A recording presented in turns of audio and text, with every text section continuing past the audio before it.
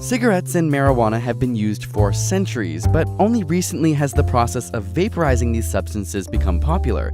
So, what does science have to say about this technology? Is it actually better for you? When smoking normally, the heat from fire causes substances to change from a solid state to a vapor.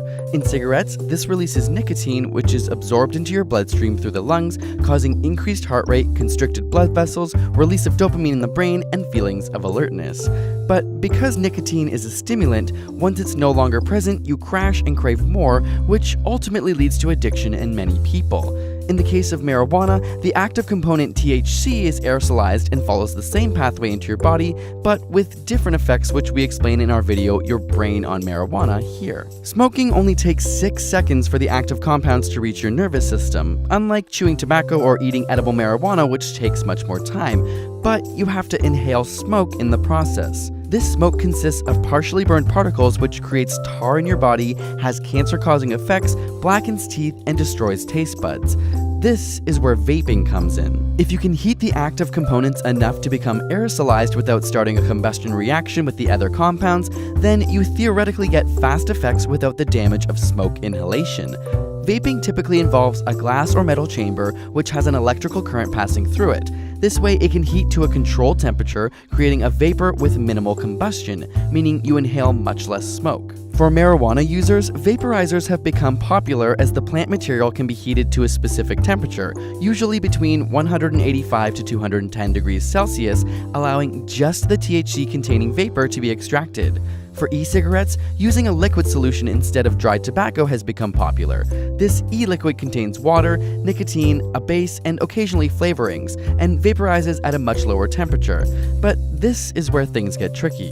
The e-liquid contains a base similar to that used in cosmetics and food, which helps maintain moisture without creating sogginess. One common base called propylene glycol, which is used in theatrical smoke, is known to cause irritation to the eyes and respiratory infections. So what's going to happen after prolonged inhalation in e-cigarettes?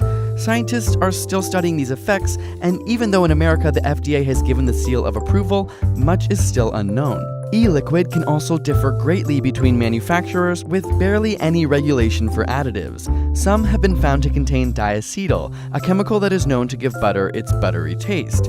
Inhalation of this chemical can lead to scarring in the lungs known as popcorn lung, named after hundreds of workers inhaled the chemical in a microwavable popcorn factory and suffered irreversible lung damage.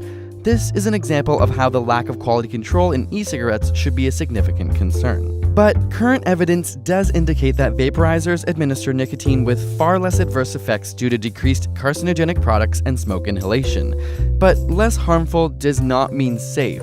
E-cigarettes with added flavoring such as blueberry or grape have been found to contain other harmful chemicals, and secondhand smoke is still an issue. Exhaled particles from vaporizers known as ultrafine particles are known to affect pulmonary health.